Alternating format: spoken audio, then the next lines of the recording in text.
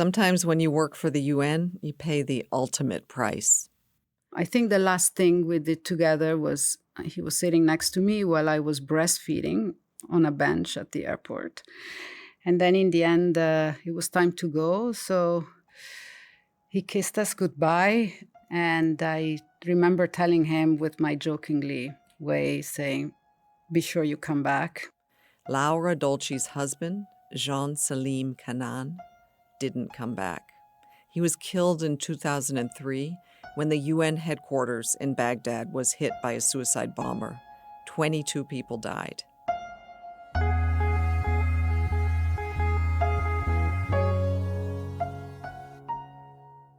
After his death, Laura kept working for the UN. She is now at the Human Rights Council, where she is secretary of the Universal Periodic Review. From the United Nations, I'm Melissa Fleming. This is Awake at Night.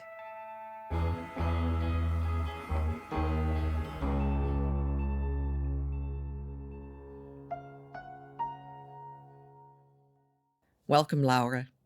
Thank you, Melissa. Thank you for having me here. Laura, you've worked at the UN for much of your career, and working for the UN has had a huge impact on your personal life as well. On the 19th of August, 2003, your husband, Jean-Sélim Kanaan, was killed at the UN office in Baghdad when it was targeted in a suicide bomb attack. This was one of the darkest days in UN history, and I'm sure it was the darkest day in your life. Can you just tell me, because this takes us back also in your UN career, when did the two of you first meet? Yes. Thank you for these questions and for an opportunity to go back. Yes, it's been 27 years with this UN flag and this UN badge around my neck.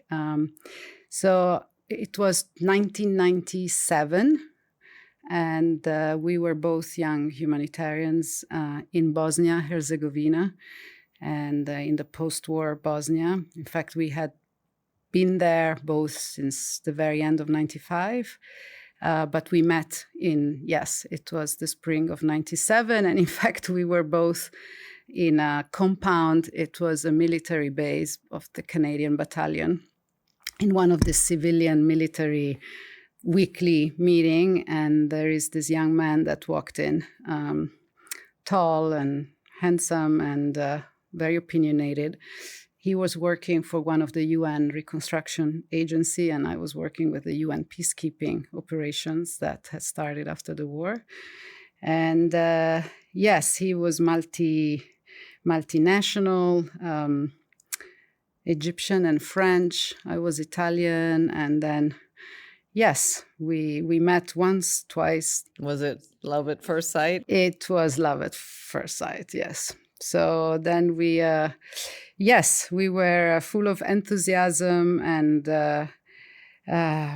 spending our youth basically in a post-conflict zone. And it was very intense. We were up on the hills in northwest Bosnia with tons and tons of snow. And in those days, there was hardly any phone that was working. You're with yourself. And so very quickly we got to know each other. No movies, no amenities that you have in your comfort zone life. So it was a very intense getting to know each other. And then from that moment onwards, we never separated until, as you said, 19th of August 2003. So we spent 6 years trying to combine our respective young careers, moving from one field location to the other, including then New York.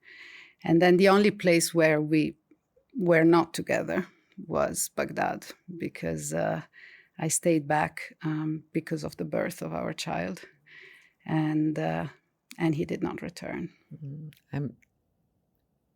Can you describe what he was like, his personality?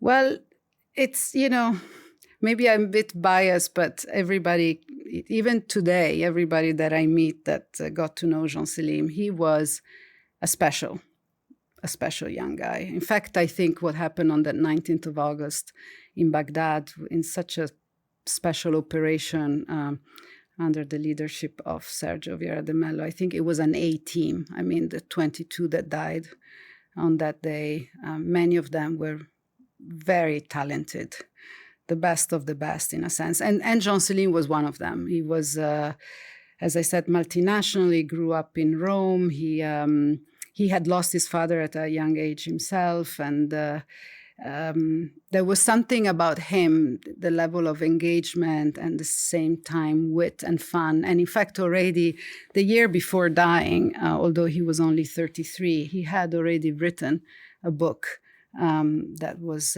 published in France called Ma guerre à l'indifférence, so My War Against Indifference. So I think that sentence captures very much who he was. And what did that translate into for your relationship? I mean, you were both working in the field, so it was his commitment to his profession, or what kind of person was he? Yeah, I mean, I think there was this match between us that was very much, I mean, and I don't want to sound rhetoric, but that UN flag with the values and that blue sky that it shows, it was very much the way we were also as a couple. So yes, Jean-Sélim was somebody that hated the status quo and would always want to improve things and never take things for what they are. And so, and that there was a passion whenever he was entering a room, it was impossible not to see him. And then he had a lot of human intelligence as well, and a lot of empathy. He was a pusher. He was somebody that always wanted to be seeing the next step. He was a very hands-on person. So, and I was more on the sort of political police restructuring and so on mission. So we had complementary jobs in a sense in the same territory. I mean, you're from Italy, and I wonder what made you decide to go and work in Bosnia. Yeah, well, I mean, it's a bit different than, I think Jean-Sélim, his father was working for the UN, for FAO, although, as I said, he died early when Jean-Sélim was barely a teenager. So, and in my case, I did not come from a family of diplomats or, in fact, I'm the first one in the family to have even gone to university.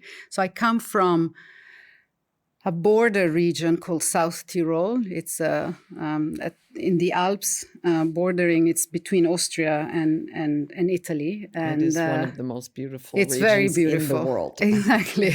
It's very beautiful, but it's loaded with a lot of history, including painful history, especially after First World War. And so I grew up, yes, in a place with different ethnicities, with problems of coexistence. And I don't know, I think it was the fact that I had to learn more than one language already growing up. And then this border, there was this border very close. So I don't know, I was one of the kids that was looking beyond the border rather than just looking at your own small reality. So I think that must have influenced who I became. And I think I must have been 13 or 14 when I told my parents, I want to travel abroad and I want to work for the UN.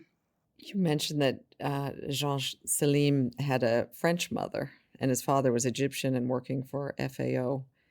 I mean, Jean is a name that everybody knows, but Jean-Sélim, what does that name mean?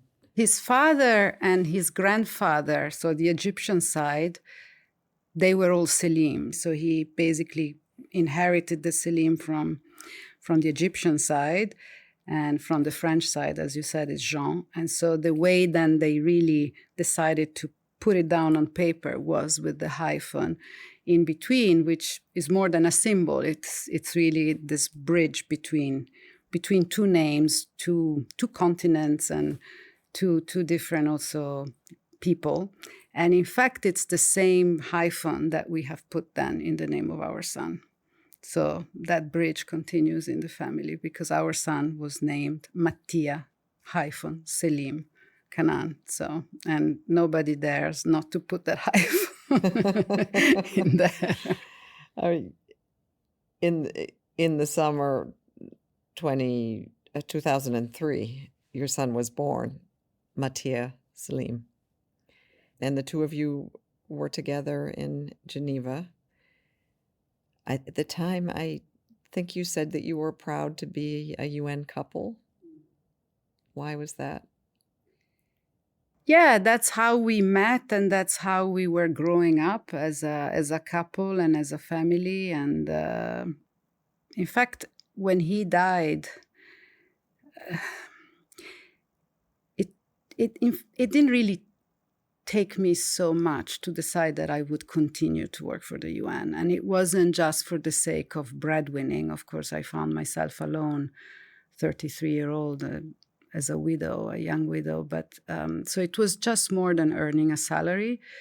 I remember in those sleepless nights thinking, I'm not sure if it was a proper thinking or ultimately some very primordial way of functioning, but I was trying to imagine this trajectory of our son was 26 days old. So what I was going to do with this little thing in my arms and how to pass the knowledge of his father without his father. So, of course, one thing that I instinctively thought was the families. I had to be in a place where it was going to be quite easy to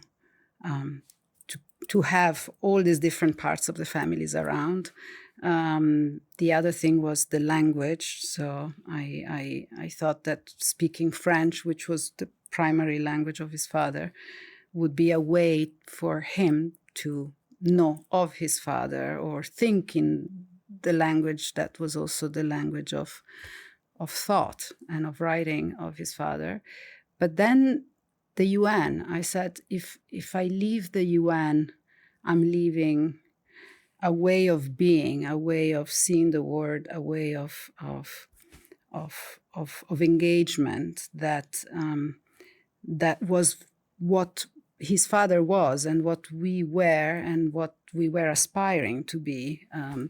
And so I said, if I remain under this flag, there's so much, in a sense, that this young child will breathe of his father without having him. So, and so, yes, I kept basically the blue flag every day, bringing it at home when I was coming back from work. But it was a profound decision to take because, of course, the pain and also the fact that this UN flag was no longer a protection, that these people had been killed in this horrific blast because of the UN. And in a sense, the UN had not been able to protect them also. So I asked myself a lot of questions, but then the answer was just there. I had to continue to work for the UN. Can you tell me about the last time you saw him? Yes, it was the 17th of August, 2003. Jean-Sélim had been going to Baghdad 2 months earlier, so I was pregnant, and it wasn't planned. He got a phone call from Nadia Younes, who was a very dear friend of us, and we had worked with her in Kosovo, and Nadia had joined Sergio in the team that was being put together. Sergio Vieira de Mello, who had been appointed a special representative of the Secretary General. And so Nadia rang Jean-Sélim to say, can you come with me? And of course, she knew I was pregnant, but she says, this is the startup team. It's only 2 months, and we really need, good people that hit the ground running. So of course we had discussed at length in the family. So he had negotiated that he would go for 40 days or a month and something before, managed to come back for the birth. We would be going through the first few weeks of Matthias Selim's life together and then return for another 40 days to Baghdad. So, and that's what had happened. So he had come home. So he was there when Matthias Selim was born. What were those days like? The first few weeks of... It was basically, we spent 3 weeks together as a young family. And I'm still in touch with the doctor that was there at the birth, because I mean, the jumping up and down of Jean-Sélim when his kid was born, I think they still remember. He was the proudest father ever. And in fact, he left on the 17th, and we took him, we meaning myself and Matthias Selim in the little prawn, and we took him to the airport. The plane was late, so I could sit there with him waiting a bit longer. So I think the last thing we did together was he was sitting next to me while I was breastfeeding on a bench at the airport. And then in the end, it was time to go. So he kissed us goodbye. And I remember telling him with my jokingly way, saying, "Be sure you come back." And he was like, "Where do you think I would go?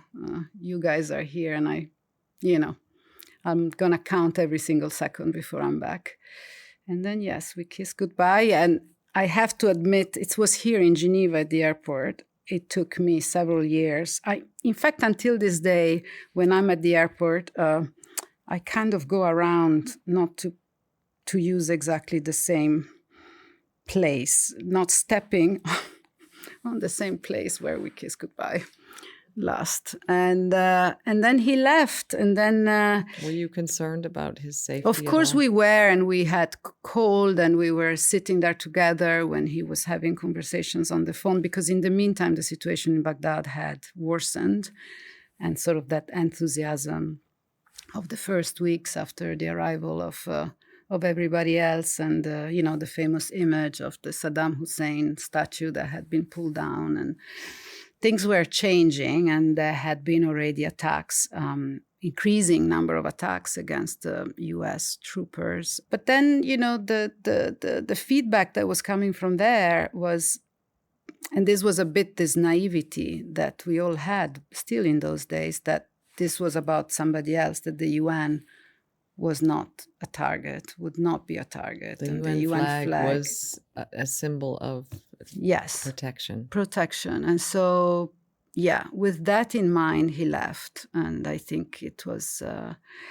he wasn't welcomed to Baghdad by his colleagues. He stopped what I know for sure, and some of his colleagues then, shared these memories again and again, is that he arrived and he had all the pictures of the baby. So they opened some bottles of, I don't know what, champagne or beers, or, they celebrated the arrival of Matthias Selim. And then on the 19th morning, he rang me. And he was very happy because they had, the mission had obtained more cellular phones, like very powerful ones. And so basically he called me from that cell phone, and I had managed to take down the number. And so I had put that number, that yellow post-it on the little table near the computer. And that's the last call we had. And then, a few hours later, there's no call anymore. The afternoon after you received the phone call from Jean-Sélim, a truck packed with a ton of explosives drove into the UN compound and blew it up.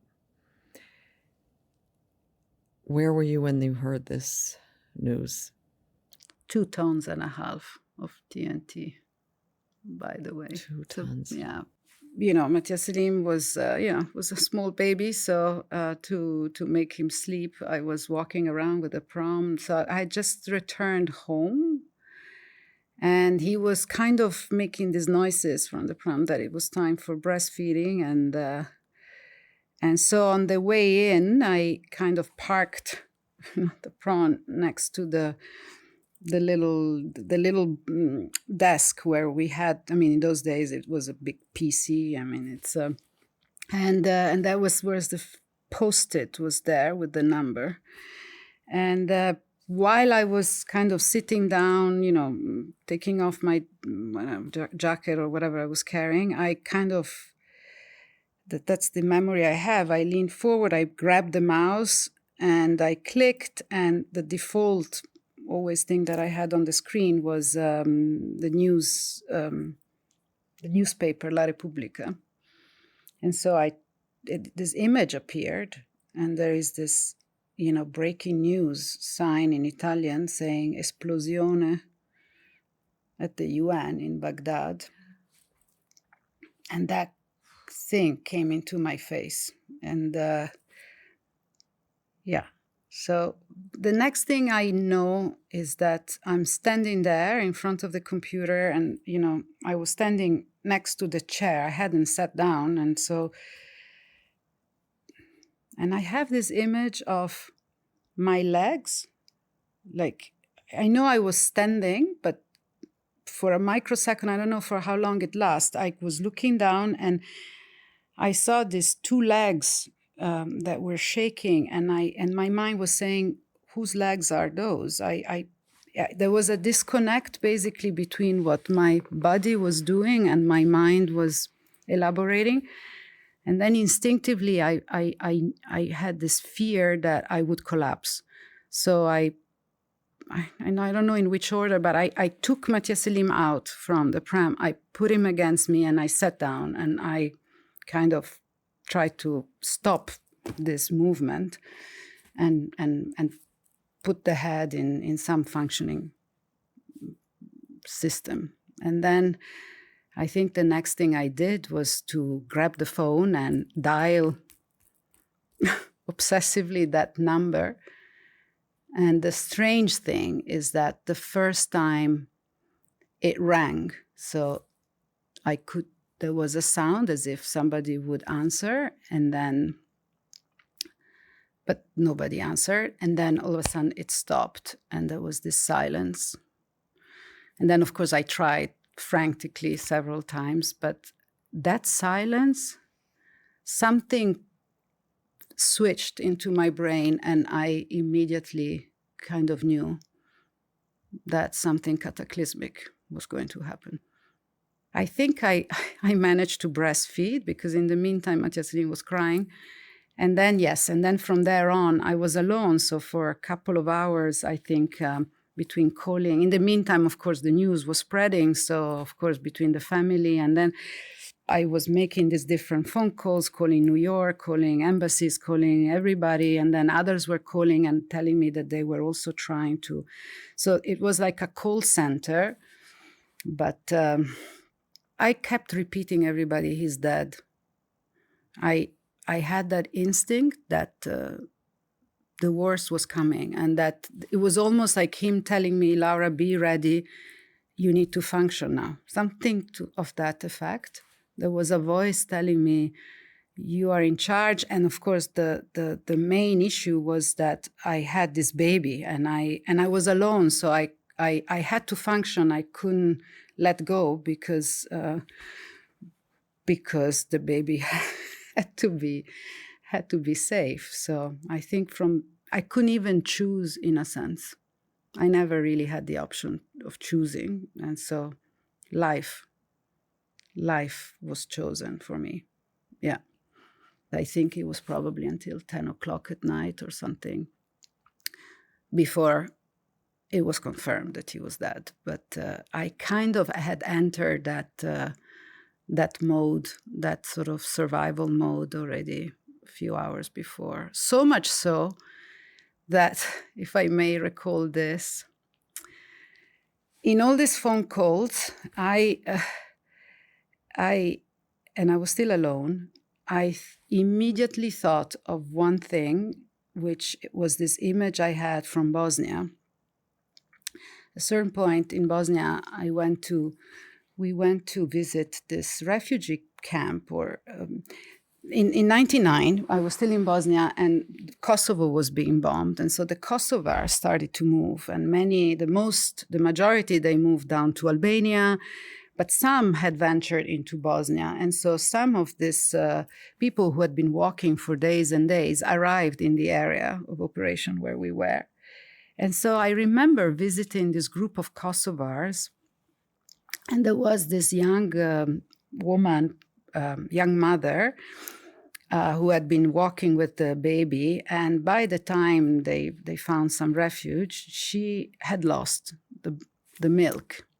Because, I mean, you are a mother yourself, breastfeeding, it all comes from the brain, right? And so I had that image, and I started to really, my fear is that I would, that my milk would stop that afternoon. And so amongst the phone calls that I did, sorry, it makes me laugh now because, if I think of this young girl 20 years ago, I found the number. When I left the hospital, they left, you have this SOS midwife, in case you have problem with your breastfeeding that you can call. So I called and I said, listen, I can't be on the phone for a long time. I promise I don't have the baby blues. I'm fine, but I think I'm going to have such a terrible situation tonight that I think my milk will go. What do I have to do?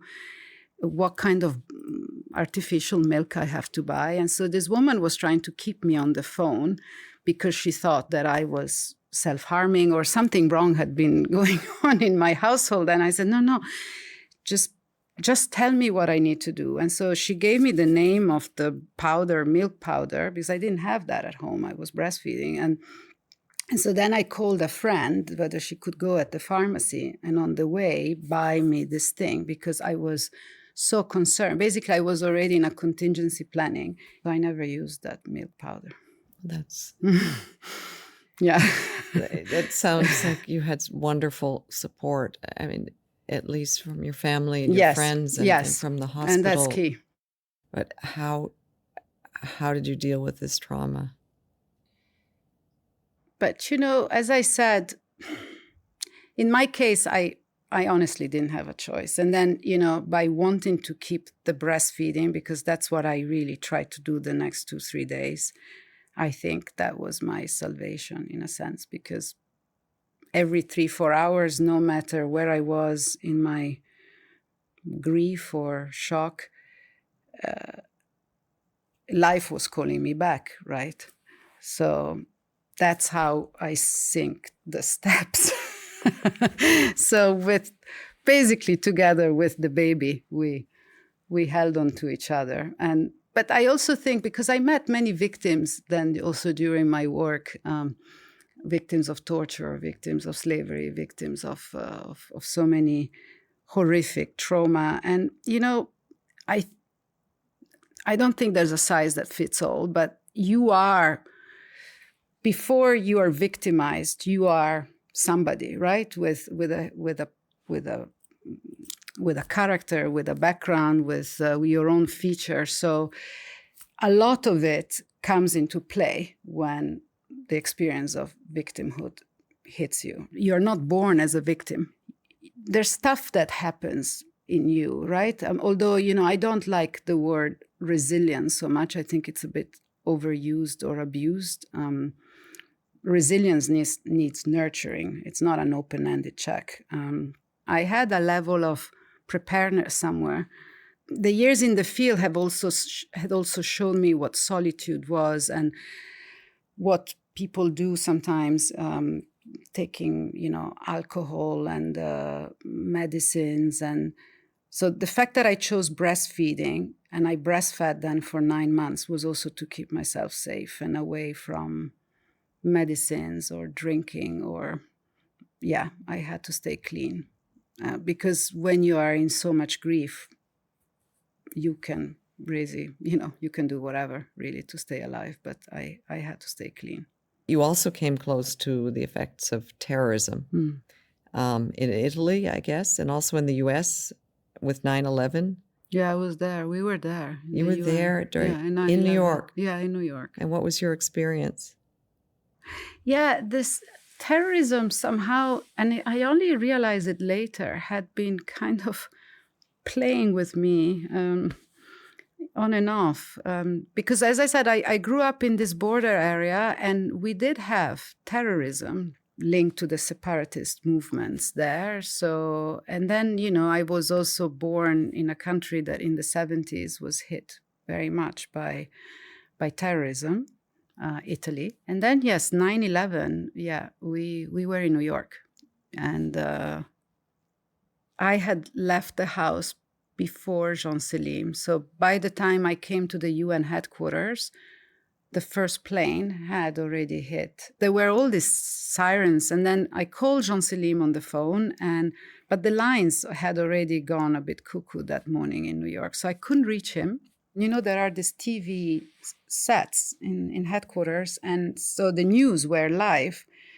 And so I was standing there, and that's the moment when they hit the second plane. But it was very surreal because it was a few miles down, and we were watching it on TV. And then there was a lot of screams going on. And in that crowd, at a certain point, I felt this big hand on my shoulder, and that was Jean-Sélim.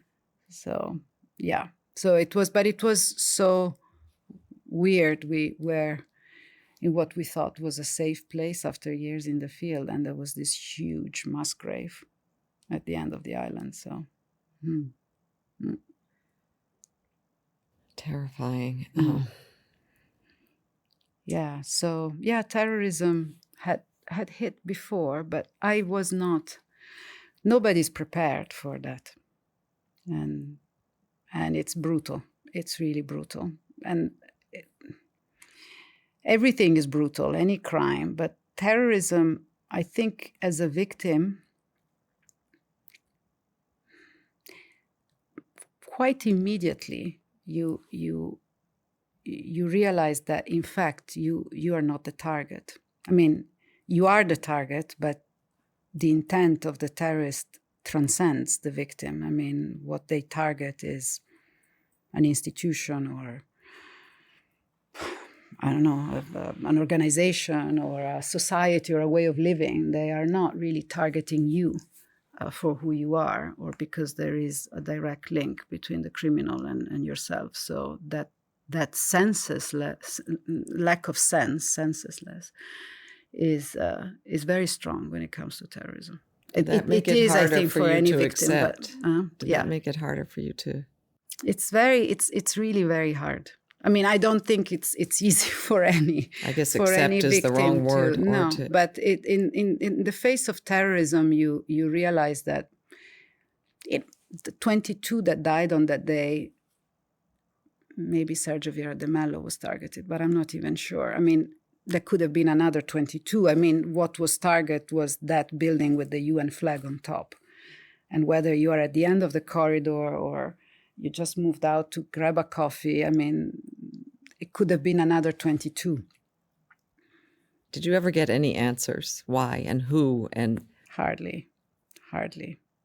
It doesn't happen with terrorism only, but I mean, that's in the book I wrote. I think the impracticability, how I called it, of justice. I mean, criminal justice in the case of terrorism, in particular the terrorism that we have these days, which is transborder mass attacks, different nationalities in the context of, amongst the victims, and different nationalities very often amongst the perpetrators, and maybe it happens in another country.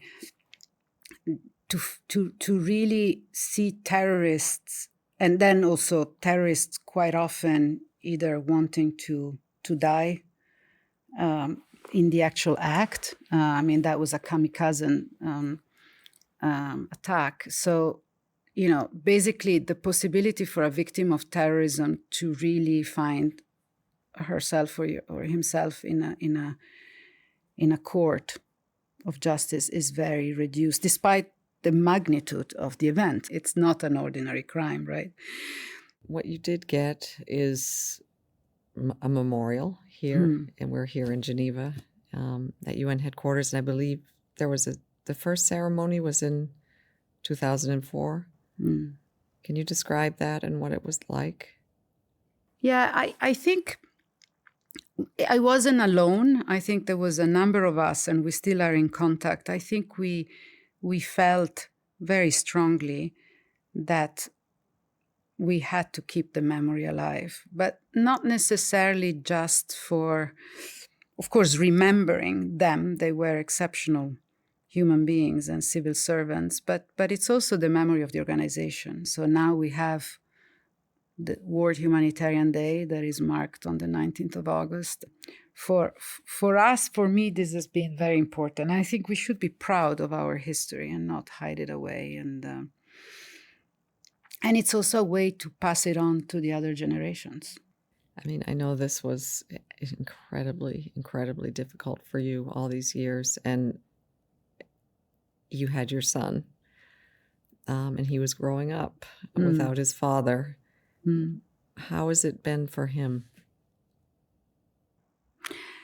Well, I always consider myself lucky in the sense that I think he's a great young being, and he was since he was born. So he, we are born with a character, right? And so apart from the colors of our eyes, and he takes a lot of genes from his father. In fact, he is very much of a photocopy also physically, but he has a great personality. And I think in the family, we tried very much to see the glass always half full rather than half empty, and support one another. So yes, this young man is now opening his wings, and he's now 21. So he's in his own life. I think what has been difficult, and now that we have the world so much pestered with violence, is just, I can tell you that growing up or growing out of violence is not easy. I mean, I was lucky because I managed to grow our family in a peaceful context,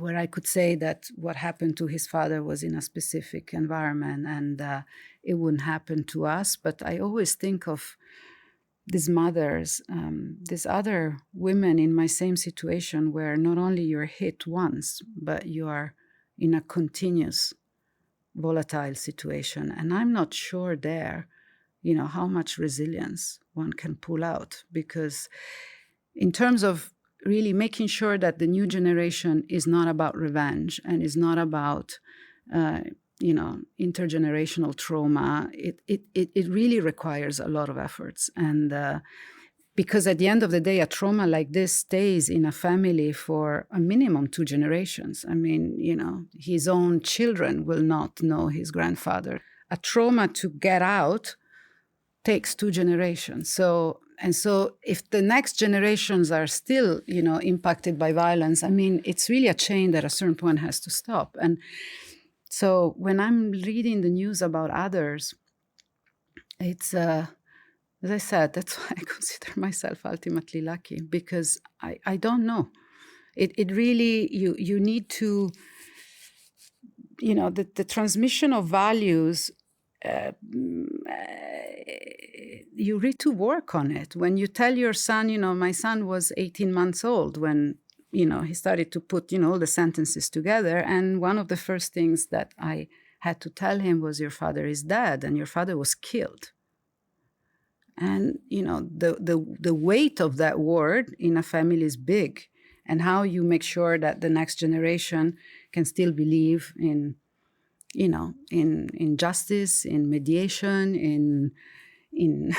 in respect, in resolving tensions and conflicts, which can happen also in the daily life through peaceful means and not other means. And so, so that moral compass is very hard to really translate.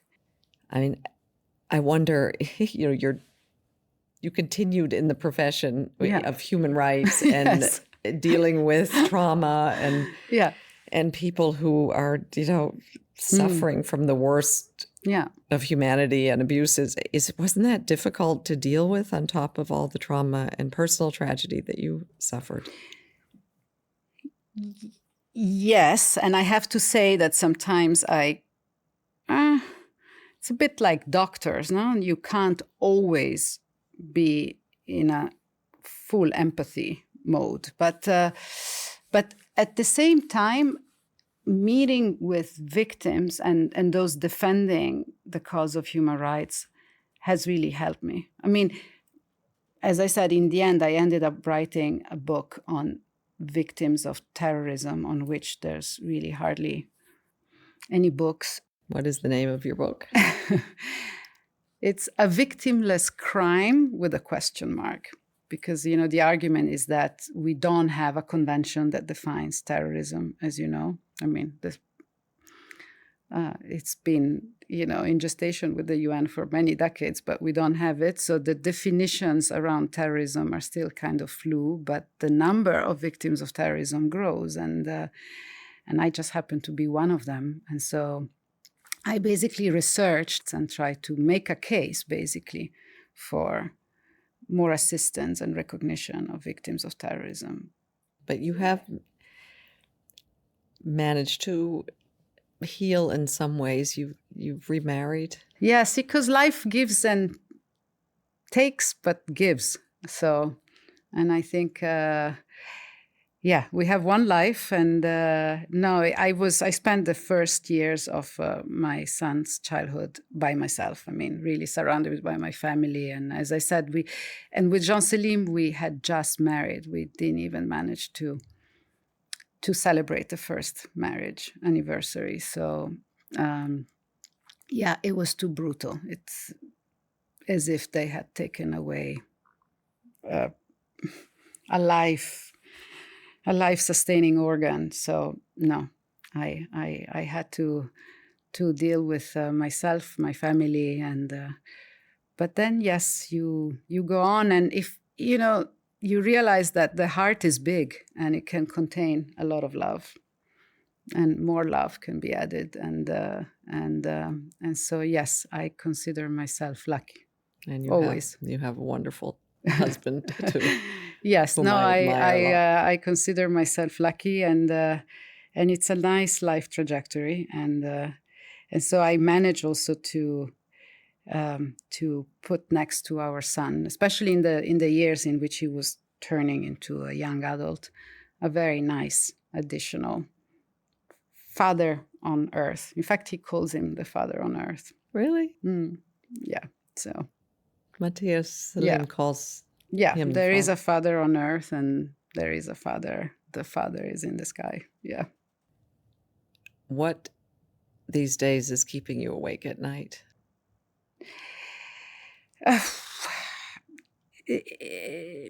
I'm very worried about climate change. And I'm very worried about climate change, thinking about what our children are now going to face, and whether we are really preparing ourselves, and also seeing that so much time and energy and lives are wasted because the world leaders, instead of sitting down at a table and really look at this huge existential issues together. And now our young generation, I mean, they are committed. They don't want to live in a war that is going to be extinguished. Mm-mm. Laura, thank you so much for joining me. Thank you so much for having invited me. Well, you make me feel comfortable. It's like being in a late evening. There was only a glass of wine missing, but we didn't have a glass of wine. I felt like it was a safe place to talk. So it is a safe place to talk, and I really, really admire your strength and your courage and what you have made out of your tragedy. It helps others to understand. Thank you for listening to Awake at Night. We'll be back soon with more incredible and inspiring stories from people working against huge challenges to make this world a better and safer place.